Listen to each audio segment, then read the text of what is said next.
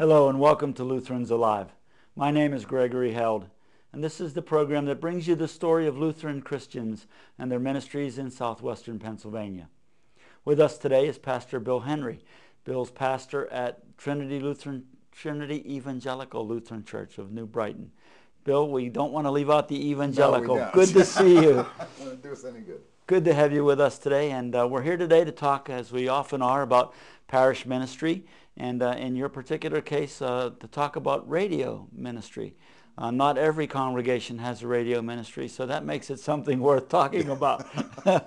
Thanks for taking the time to come in today and Thanks for inviting me to be here. to share that along the way. The name of the program that you host is Sword of the Spirit. Sword of the Spirit.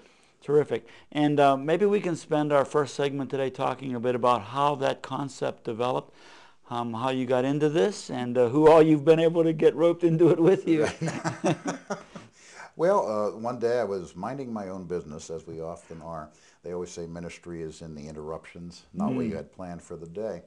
And one day I received a phone call from the local radio station, WBVP in Beaver Falls, saying that they had a half-hour block open for a radio ministry, and would I be interested? I said, well, I'd have to give that some thought. Most people don't put that in a church budget, and this was in September of 2006. And so I got to thinking about it and thought it would be worth pursuing. Made a few phone calls, and within 2 days I had enough financing to do at least a 4-month trial run with it. That would get us past the congregational budget process for the coming year and give them enough time to decide if they wanted to pursue this as a full-time ministry. Reminds me of that current TV auto commercial. I'm opportunity and I'm knocking. Right, right. And it just was one of those things that just drops in on you and you don't expect it. The most difficult part of it was, of course, coming up with a format and a name for the program. So the format pretty much came together rather quickly, since it's based on the lectionary, the 3-year lectionary that we use on Sunday mornings, and it involves simply Christian music. Can be anything from Gregorian chant to gospel to German chorales, whatever. 1 or 2 homilies, depending on how long-winded I get and how much time I have, and prayer and some concluding thoughts. The name, Sword of the Spirit, one of my favorite passages is Ephesians 6, put on the whole armor of God. And of course, the last piece of armor that's discussed is the Sword of the Spirit, which is the Word of God. And in that entire listing, the breastplate of righteousness, the helmet of salvation. Right. Among all of those things, all of those are defensive weapons. The only offensive weapon a Christian has in the battle against evil is the sword of the Spirit, the Word of God, which is obviously what we are trying to get across through the medium of radio, and therefore that became the title, Sword of the Spirit. Did you have any experience with radio? It's been fun. Like I said, whenever I came in here earlier, looking at the TV studio, from the time I was in junior high. I'm originally from Vandergrift, and I went through the educational system in Kiski Area School District. And it just happened that in junior high we had a television studio. So I've done the camera work and running the board and sound engineer and all that kind of thing. In college, I went to Teal College up in Greenville, one of our Lutheran schools, and was a disc jockey there for 4 years while I was in college. And when I was in the Navy, I had a local classical musical program when I was stationed in Alaska on Armed Forces Radio and television. So I've dealt with radio before. So whether you knew it or not, you were being prepared for apparently. Because at one time I wanted to be a radio disc jockey when I was young, so just kind of seemed like I was going to end up doing something with it. I just didn't know what. What was the response of the congregation or the people that you talked to, in addition to the financial piece, to this kind of an opportunity in your area? It airs on Sunday mornings at 6:30 in the morning. Ah. But it also, we now picked up a few months ago, we also have a repeat broadcast on Monday afternoons at 5.